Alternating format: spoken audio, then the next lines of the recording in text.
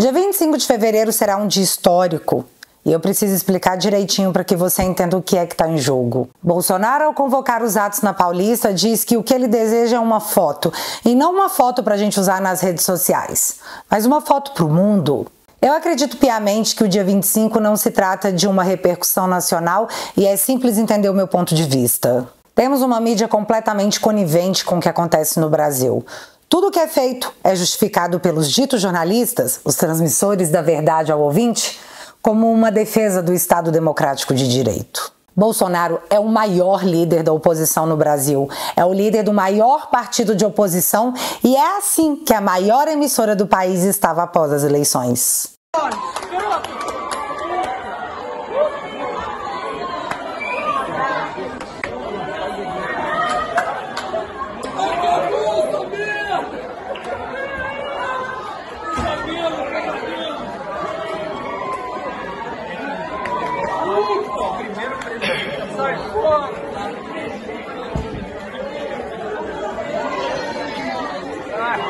Logo, se tiverem 5 milhões de pessoas na Paulista, eles provavelmente vão recrutar um analista de alguma faculdade com muita simpatia ao atual governo para gerar um número absurdamente menor e minimizar o fato, dizendo que o que você está vendo não é real, é só uma sensação. Chamarão a todos de golpistas, dirão que é um ato contra a democracia, contra o judiciário, contra o Estado Democrático de Direito. Dirão que a situação de todo mundo vai piorar, que seremos processados judicialmente por sair às ruas para dar ao Bolsonaro o direito de defesa. Muitos já estão marcando Alexandre de Moraes nas redes sociais, pedindo para que ele fique de olho nas postagens, como se uma manifestação fosse algo errado e criminoso. E tudo o que se espera do dia 25 é uma foto. Uma foto de 10, 15 quarteirões lotados, onde a população vai gritar usando apenas a sua presença física, de que o que está rolando no Brasil não está certo. Que existe meio Brasil que enxerga uma perseguição em tudo que está rolando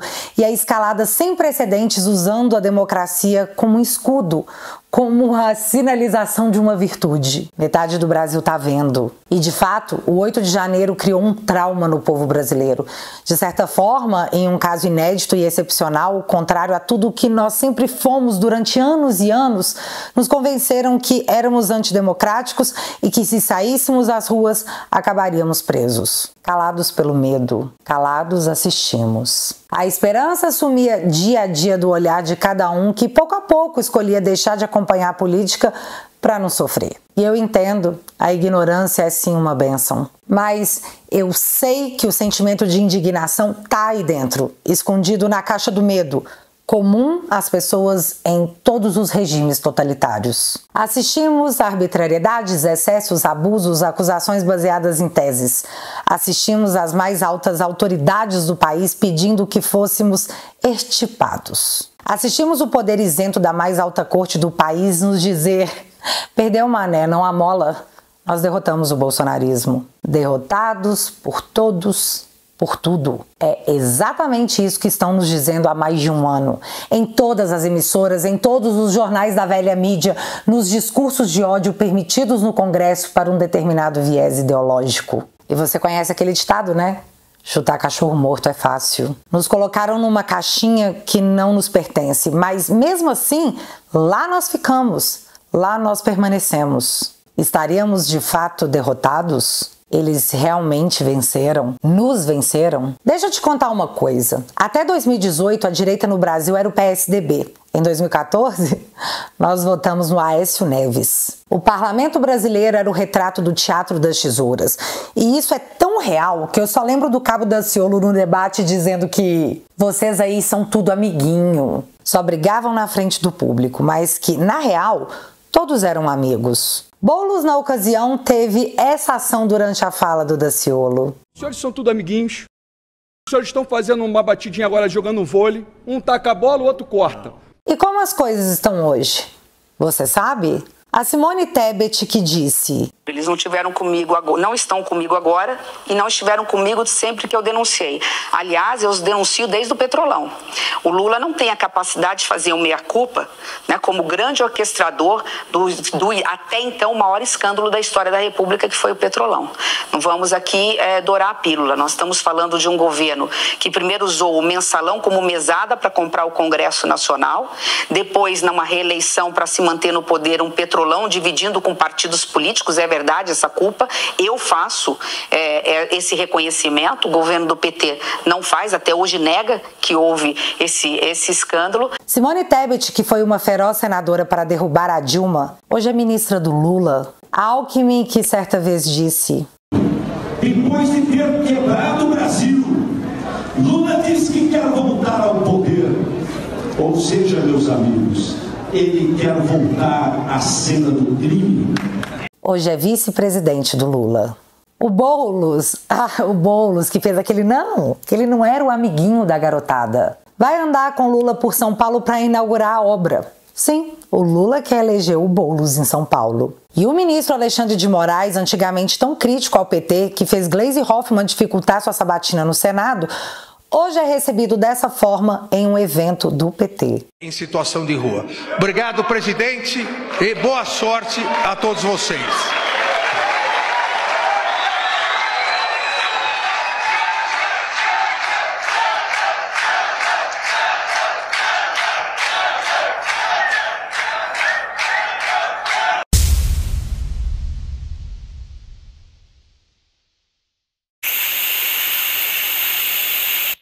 E tudo bem, você não é obrigado a gostar de alguém, mas o que eu quero mostrar é que o sistema sempre se ajuda, ele sempre se ampara. Mas quem ampara e protege quem não faz parte da bolha? Quem segura da queda aquele não grato na rodinha de amigos? Ah, essa resposta você tem.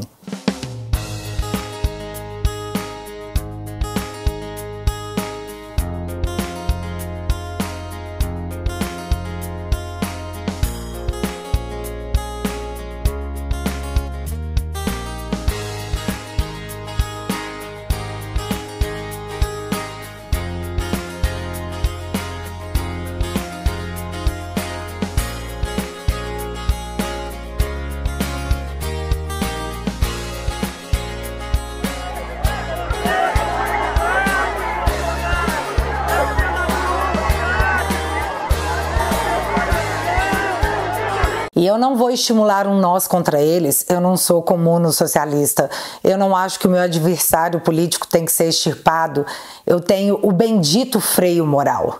Na verdade, nós temos. Mas galera, se não nós, quem? Eu esperei 31 anos da minha vida para poder me manifestar politicamente porque eu jamais me senti representada por alguém. Mas foi em 2017 que uma maioria silenciosa saiu da caixinha. Aqueles que, como eu, que esperaram por tantos anos, enfim poderiam ser representados. E aí o sistema foi pego de surpresa, afinal, de onde saiu toda essa gente? Onde eles estavam? Estávamos todos na mesma caixa, assistindo e esperando. Exatamente como estamos agora. E então, quando a minha vez chegou, tentaram enfiar na minha garganta que eu votei errado, que eu não sei o que é melhor para mim ou para os meus filhos, que eu deveria rever os meus valores, que eu sou uma criminosa, uma golpista, uma fascista. E eu me recuso a aceitar o rótulo na intenção de retirar a minha humanidade e invalidar os meus direitos. E assim, o rolo compressor da democracia inabalada me esmagar. Eu ainda tenho voz. Nós ainda temos voz. Ainda. Voltamos à fotografia para o mundo que o dia 25 de fevereiro vai gerar. Em meio à crise democrática que o mundo vive, com ditaduras ascendendo, sem a condenação devida por parte dos mandatários do Brasil, com todo o apoio errado que o atual governo oferece ao mundo, acho que a gente quer gerar uma contraprova. Meio Brasil discorda do que está acontecendo e quem disse isso não foi eu. São as pesquisas que mostram que se as eleições fossem hoje, Lula e Bolsonaro estariam empatados. Uma nação dividida é o que somos. Gostam de usar o termo polarizado, mas não é assim que as democracias são? Um lado e outro? Eu achava que sim, mas aparentemente o outro lado só pode ser o autorizado pelos donos do poder. A oposição hoje, se Bolsonaro nunca tivesse existido, seria Alckmin, Simone Tebet, MBL, Dória, João Amoedo. A disputa seria entre PT e PSDB, a rivalidade de sempre. A rivalidade dos amigos. Só que nós fomos lá e escolhemos a terceira via, porque sim, o Bolsonaro foi a verdadeira terceira via que desligou a manete do videogame dos principais jogadores do Brasil. E isso teve um preço. Um alto preço. Meu cunhado é petista, eu sei, é difícil, mas a gente não se odeia por política, o que é absolutamente saudável. Porém, em conversa nessa semana, ao assistir tudo o que está acontecendo, ele me disse que nunca havia visto uma perseguição tão brutal a um presidente, que nunca viu a mídia se comportar de forma tão feroz. Sim. Até ele tá vendo. Todos os dias Bolsonaro é o tema central em todos os jornais, em todas as emissoras, sempre de forma pejorativa, sempre em busca de um escândalo que possa ensejar a sua morte política. Mesmo com todo o cerco jurídico, político e midiático, eles não conseguem derrubar o Bolsonaro. Nunca uma devassa foi tão bem feita na vida de nenhum político que já passou pelo Brasil. Não foram apenas os passos de Bolsonaro e seu entorno que foram monitorados e suas intimidades entregues à Polícia Federal e vazadas na mídia, mas de sua família, de parlamentares aliados. E depois da abertura do inquérito das fake news em 2019, 5 anos do início sem fim da maior investigação jamais antes vista, Bolsonaro é tornado inelegível por uma reunião com embaixadores e deve ser preso por uma tentativa de golpe que nunca aconteceu. Vamos ao meu democracia, meu povo do TSE que tá aí me assistindo e monitorando tudo que eu posto, porque aparentemente eu sou uma dissidente. O meu ponto de vista das coisas. Eu vou supor aqui, para ficar mais fácil, que o que vocês estão dizendo é realmente verdade. Bolsonaro e um entorno de juristas, com um padre como integrante, fez um decreto de estado de sítio e buscava fundamentação jurídica para assiná-lo. Artigo 137 da Constituição. E eis a lei que fala do estado de sítio e como ele deve ser feito. Aí você pode me dizer que o Bolsonaro estava conversando com militares para viabilizar o tal decreto. Beleza. Mas a Dilma também consultou e para ela não foi crime. Então eu preciso entender por que agora é. Eu vou abrir aspas para o comandante à época. Nós temos uma assessoria parlamentar no Congresso que defende os nossos interesses, nossos projetos. Esse nosso pessoal foi sondado por políticos de esquerda sobre como nós receberíamos uma decretação de estado de defesa. Fecha aspas. Não é a mesma situação? Se não é a mesma, em que é diferente? Políticos procuraram as Forças Armadas para saber se eles agiriam ou não com a decretação de estado de defesa. Nenhum inquérito foi aberto. Ninguém sofreu busca e apreensão por isso. E a Dilma não foi chamada de golpista. Falaram que o Bolsonaro ia dar o golpe por mandar 800 mil reais para os Estados Unidos para se manter no país caso o golpe desse errado. Não teve golpe e o cara voltou. Eu não consigo entender essa tese. A reunião do golpe. Reunião do golpe que Bolsonaro falou mais de uma vez que não queria golpe.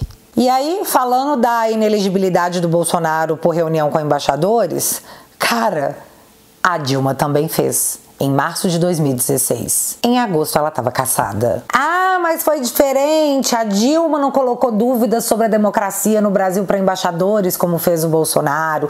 E o Bolsonaro fez com fins eleitorais. Já a Dilma estava nas atribuições de suas funções como presidente, às vésperas de um impeachment. Então, é óbvio que as situações são diferentes. Mas e a intenção? Você já ouviu em algum lugar as falas da Dilma nessa reunião de embaixadores que precedeu o seu impeachment? Não? Então você vai ouvir agora. Se liga. Não só cumprimento, como agradeço toda a manifestação de solidariedade, mas, sobretudo, toda a análise clara, toda a precisão na qualificação do que acontece no Brasil. Compreender é ser capaz de lutar de uma forma muito mais efetiva e compromissada. Aqui ela está dizendo que vai jogar a real para que todos entendam o que estava acontecendo no Brasil, para que todos pudessem lutar. Ela usou o termo lutar contra tudo o que estava acontecendo. Me alegra muito compartilhar esse momento com cidadãos e cidadãs que têm plena consciência dos riscos de uma ruptura democrática.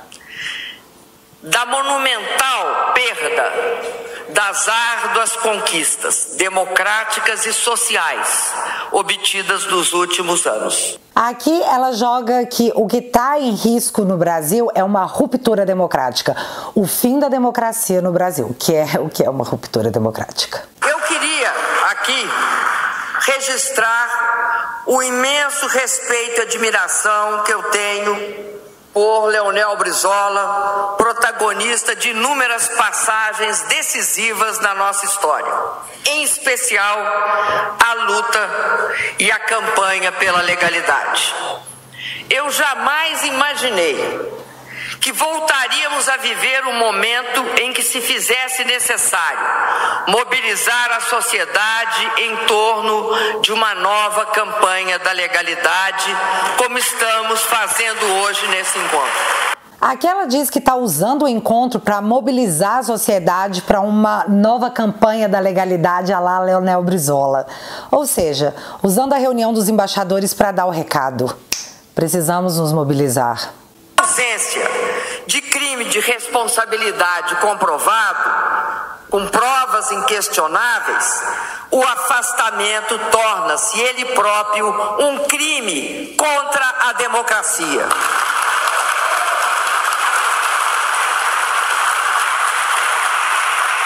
E repito, esse é o caso do processo de impeachment em curso contra meu mandato, devido à ausência de base legal. Nesse caso, não cabem meias palavras. O que está em curso é um golpe contra a democracia. Aqui ela está dizendo que não existe provas contra ela e que as coisas serão um crime contra a democracia. E termina esse momento deixando claro, ela está denunciando um golpe de Estado numa reunião com embaixadores. O que vocês acham que ela esperava que acontecesse? Que a galera comprasse um buquê de flores em nome da solidariedade? Negar a realidade não me surpreende. Por isso, o nome é um só, é golpe. Mais uma vez, ela denuncia na reunião de embaixadores que a democracia no Brasil está em risco, pois está em curso um golpe de Estado. A democracia é afrontada e ameaçada quando o encarregado de executar a justiça opta por descumprir as leis e a Constituição. Um executor da justiça não pode assumir como meta condenar adversários, ao invés de fazer justiça. Condenar adversários, ao invés de fazer justiça, é mais do que um crime. Como diziam uns, é um erro. Não pode também abdicar da imparcialidade. É ela que garante que todos somos iguais perante a lei. Não pode se transformar em militante partidário.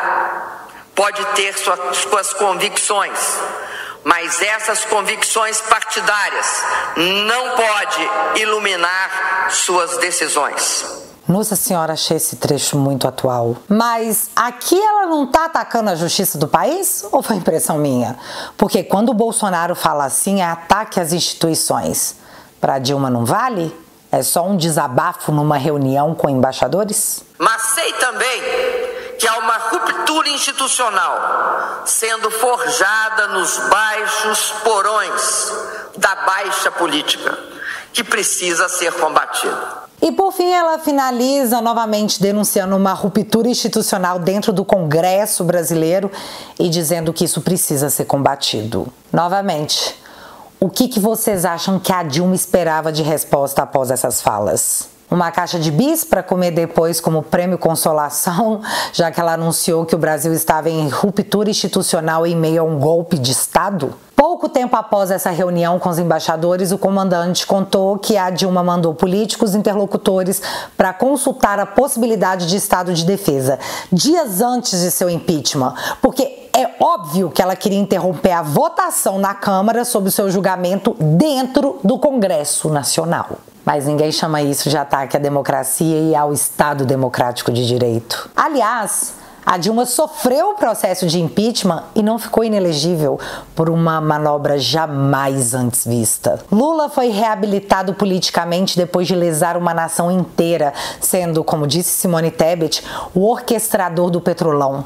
E isso aconteceu por um erro de CEP. Ele sai pelo mundo colecionando bobagens e nos colocando ao lado de Venezuela e Irã, mas mesmo assim a mídia o chama de estadista. E aí eu tenho que ficar calada e aceitar que o Bolsonaro é o maior criminoso que passou pela política do Brasil porque ele desligou as manetes de quem queria jogar? Porque é assim que eu vejo. Essa é a minha opinião. É joia, é golpe, é cartão de vacina, é doação de Pix, é importunar uma baleia. Bolsonaro é o maior nome da oposição no Brasil em ano eleitoral. Então, eu gostaria de uma foto que não pode ser grande. Hoje a mídia anuncia que Bolsonaro não foi preso porque a sociedade não está convencida que precisam trabalhar a cabeça da galera, a nossa cabeça. Assim, a gente aceitando o argumento, a prisão do Bolsonaro sairia mais barata. A foto que será gerada não pode ser grande.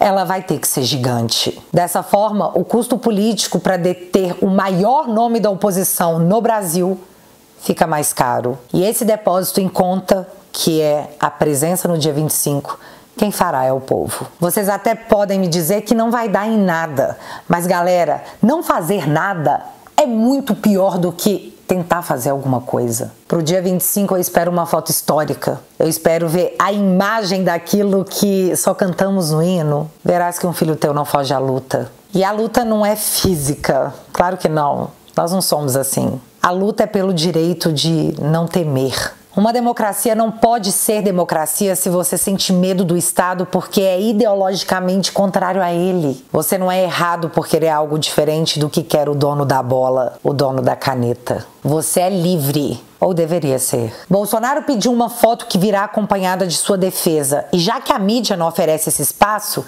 ele terá toda a extensão da Paulista para fazê-lo. E é esse direito que até hoje Bolsonaro não teve, que será concedido pelo povo no dia 25 de fevereiro. O amor não se alegra com a justiça, porém se alegra com a verdade. Tudo sofre, tudo crê, tudo espera, tudo suporta. Coríntios 13, versículos 6 e 7.